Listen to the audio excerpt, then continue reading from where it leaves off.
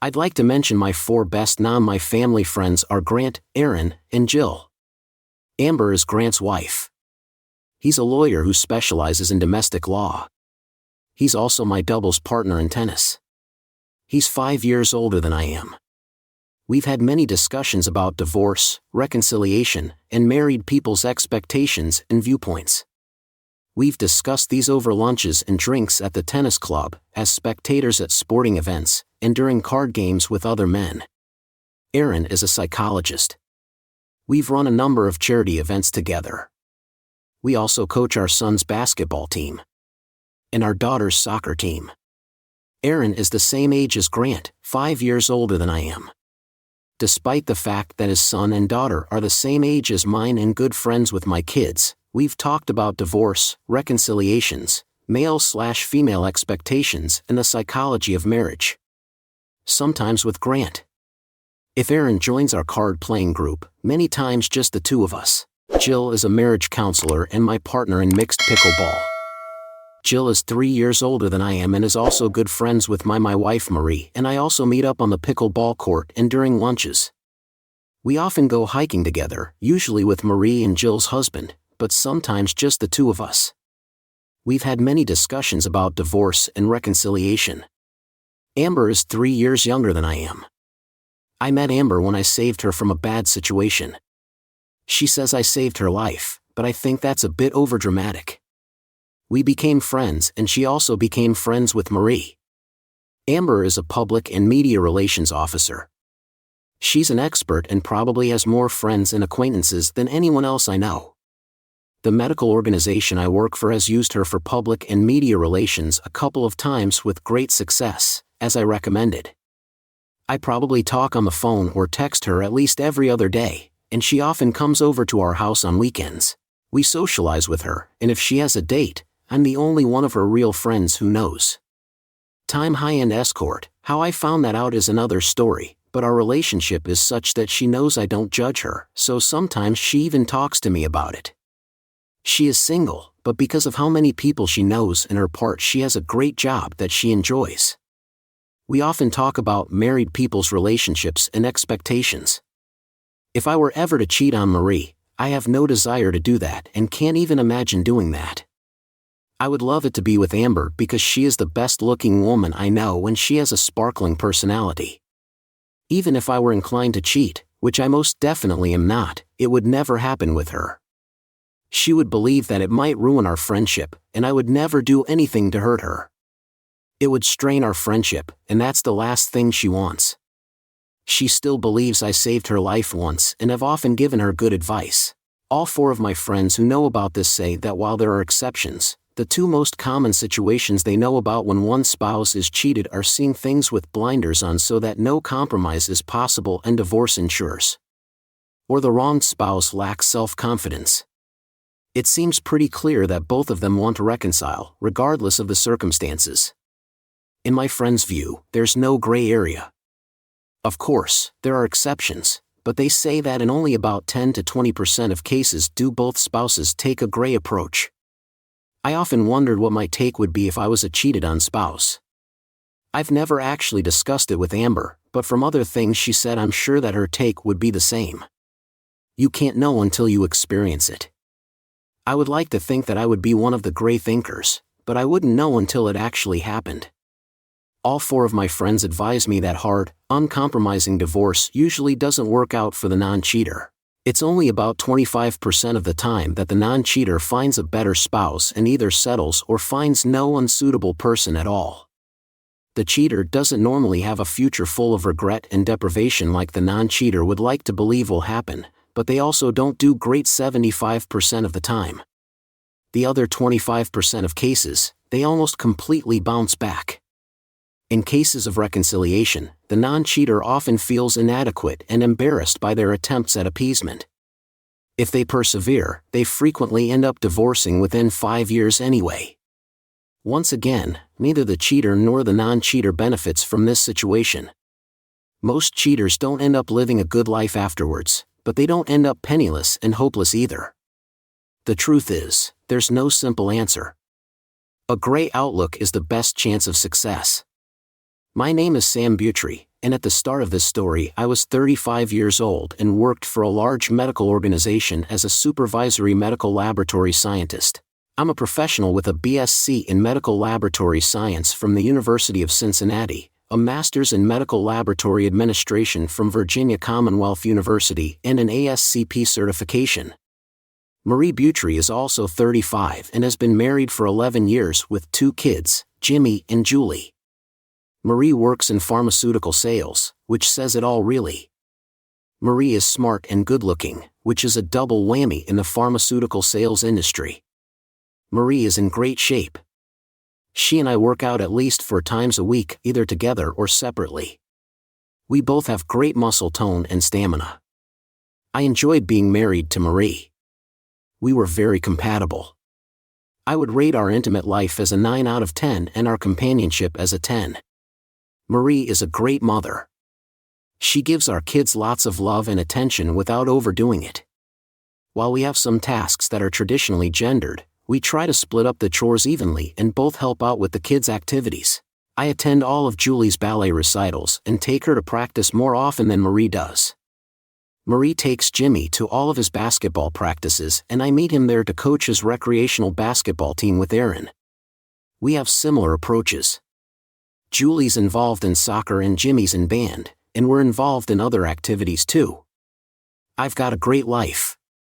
That's what I wanted when I started this story.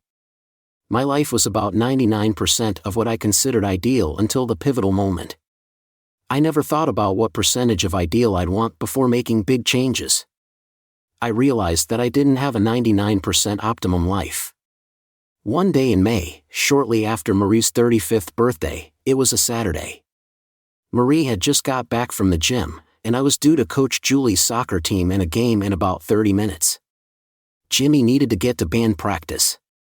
She came in a bit frazzled from the car with her pharmaceutical sample case and JYM bag.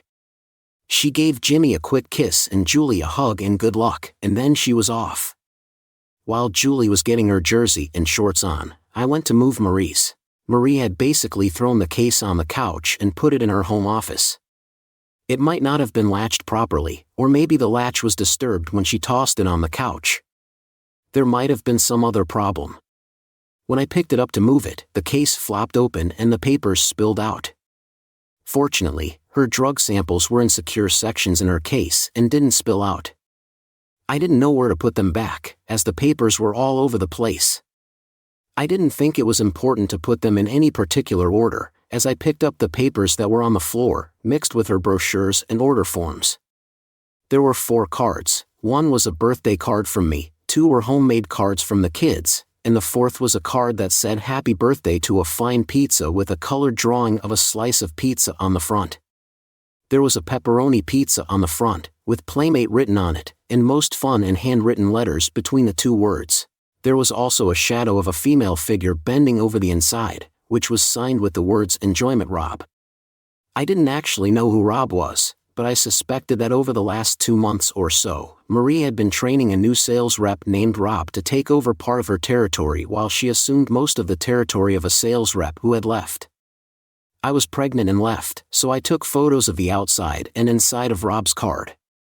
Then I put all the papers back in Marie's case with the cards underneath the rest of the documents, locked the case, and put it back on the living room couch. I didn't take it into Marie's office. It only took 5 minutes to find his name and photo on Marie's company's local website. His name was Robert Driscoll, and he looked to be no more than 25 years old. He was good. He looked even better than usual for someone in his position. In fact, he looked a lot like the guy Marie had been dating when I first met her. According to her, he was the same guy. Julie was eager to get to her game, so we got in my car and drove off. I chatted with her the whole way to keep my mind off what I had just found out. It had shaken me to the core. I somehow managed to make it through Julie's game without throwing up, embarrassing myself, or acting like the Sphinx, although I deferred more to Aaron than I normally do for substitutions and strategy.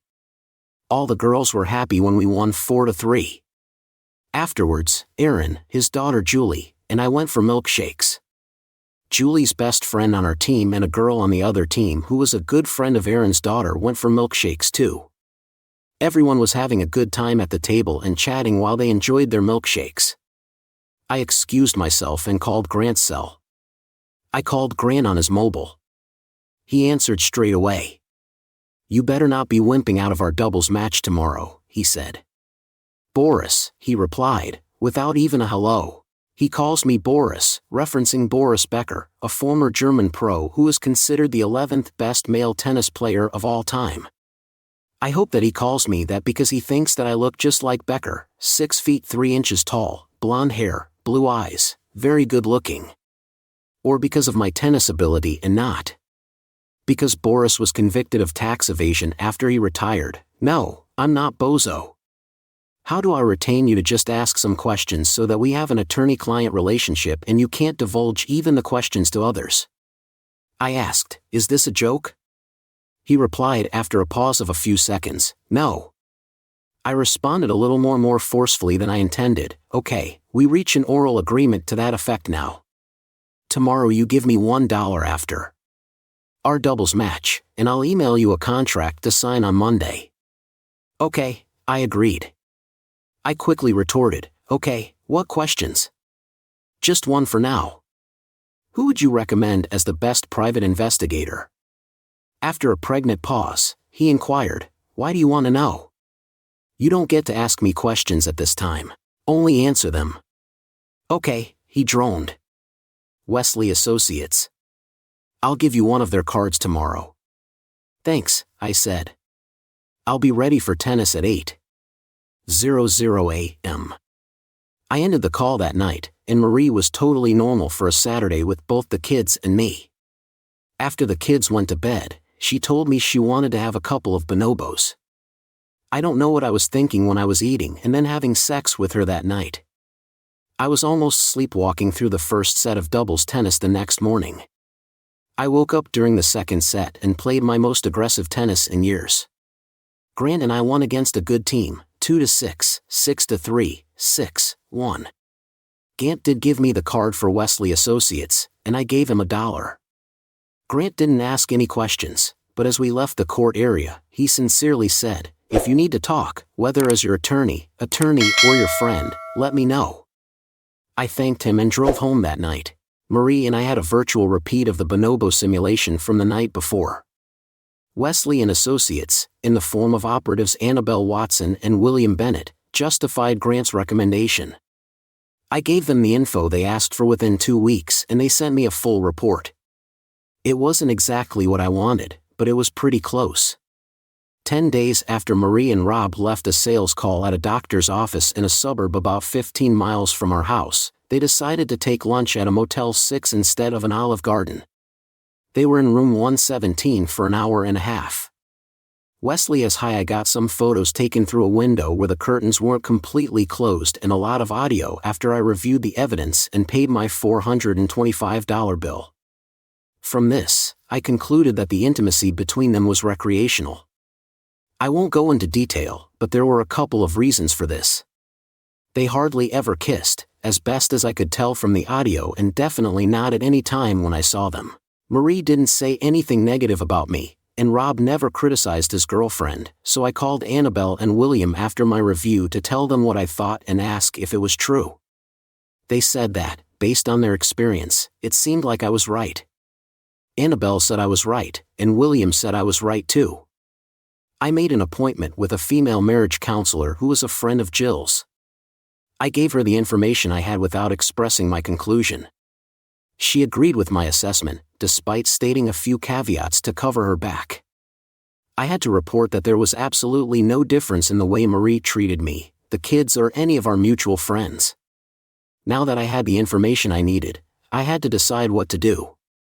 I decided to take a gray approach, which was the best for all parties involved.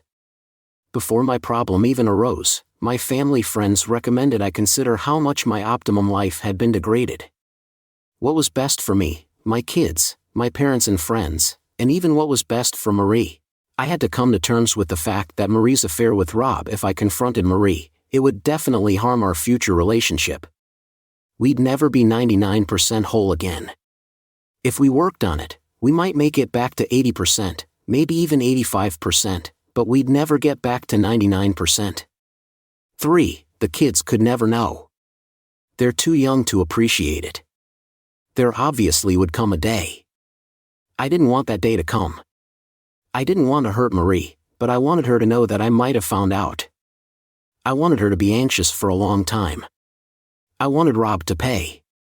I had a visceral reaction to him. I really wanted to beat the daylights out of him. I wanted to crush his skull with a couple of swift kicks and steel-toed boots like in some fantasies online, but I knew that it had to be more subtle and long-lasting. It could not entail telling his girlfriend because then Marie would eventually find out. If I could plant a seed with Marie that I knew but never confronted or accused her of, and she never knew for sure, I could see my life getting back to 90% or more of optimal and 100% for the kids. I wanted to act fast and I didn't want there to be even one more liaison between Marie and Rob. Now that I had all of the parameters set, I needed to figure out what to do. I work for a medical company and supervise a lab, so I know a lot about medications, viruses, bacteria, and other materials that end up in bloodstreams. I also know what effect they have on a human body. After reviewing all of the information, my first inkling was right. I needed to get Rob with both herpes simplex virus 1, HSV1, and herpes simplex virus 2, HSV2. Both can show symptoms within 2 to 12 days. If a particularly virulent strain of HSV1 is used, it can almost be certain that it will outwardly manifest itself within 2 to 4 days. I needed to find a way to infect Rob so that he would show obvious symptoms within 2 to 4 days while being sure that Marie wasn't infected. I rehired Annabelle and William to do a deep dive on Rob and try to figure out a way to be sure that Marie never had a chance to be infected by him until he had obvious symptoms. Marie knows enough to avoid him. Marie would avoid him like the plague if she knew about his HSV1 status. As it turns out, things worked out almost perfectly. The only part that didn't go to plan was that I wasn't able to stop Marie and Rob from having another recreational encounter 13 days after the first one that Annabelle and William witnessed was after their last call of the day on a Tuesday at another suburban doctor's office at a Holiday Inn Express room 142. This time they were in the room for 57 minutes and there was good audio but only 2 grainy photos. The audio was essentially no different to the first. Time and again, the evidence supported my conclusion about recreational intimacy. The Thursday after the Tuesday encounter, Rob was in the locker room of a facility where he played squash.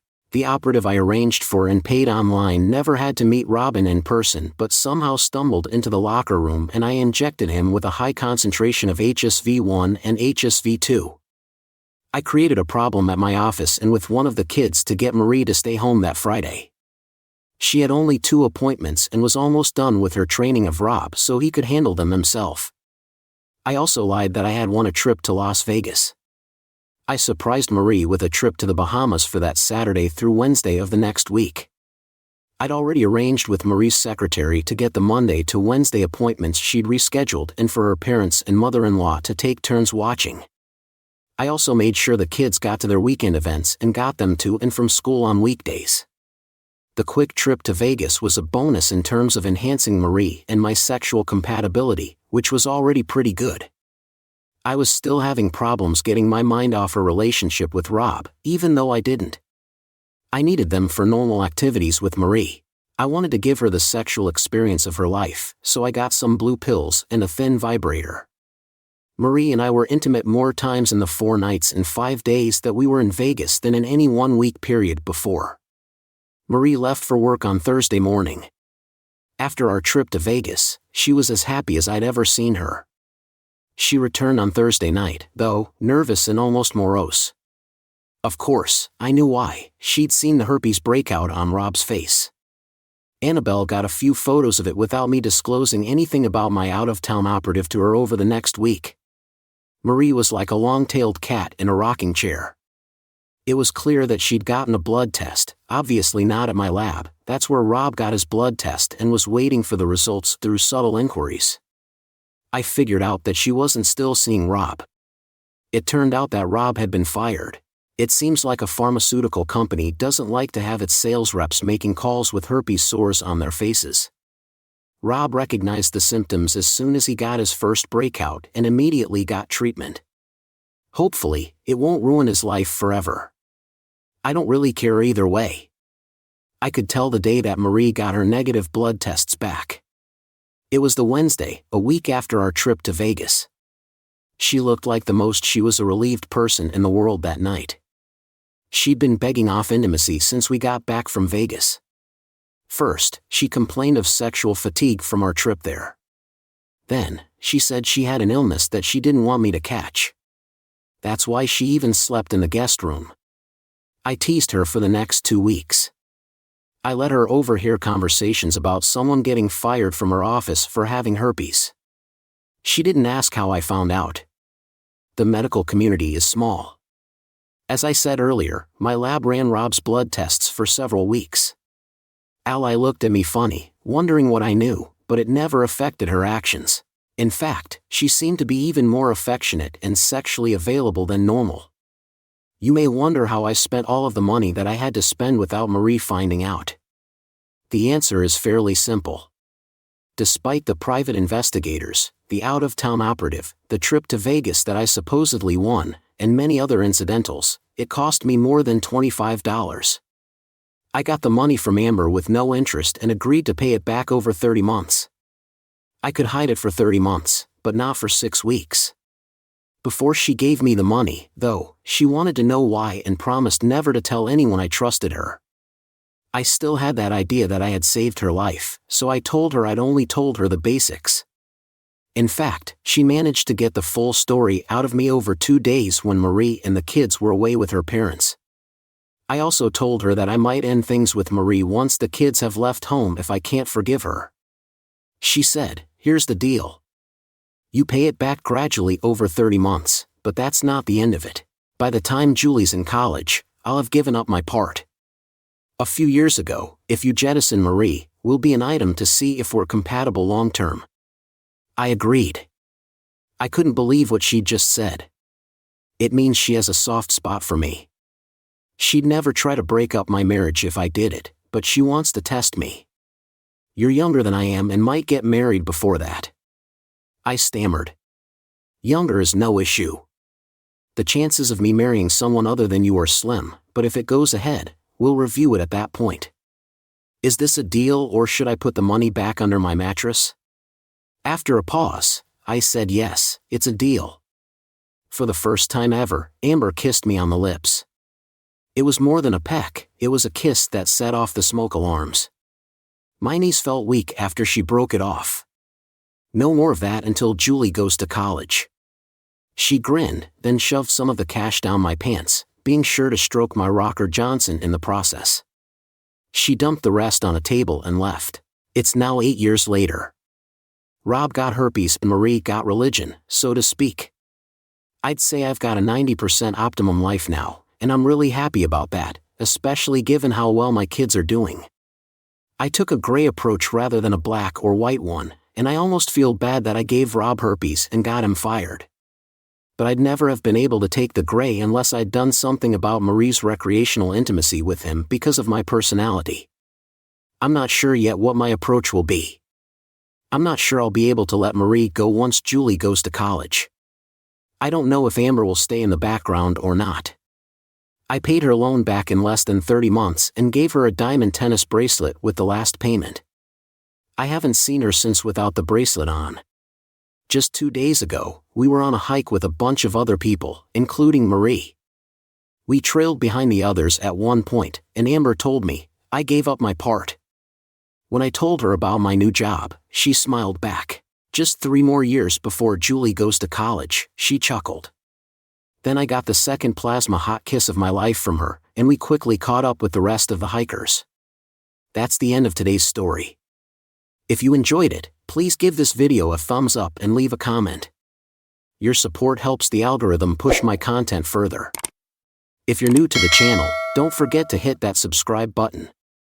It really helps me keep creating more stories for you. Thanks for watching, and I'll see you in the next one.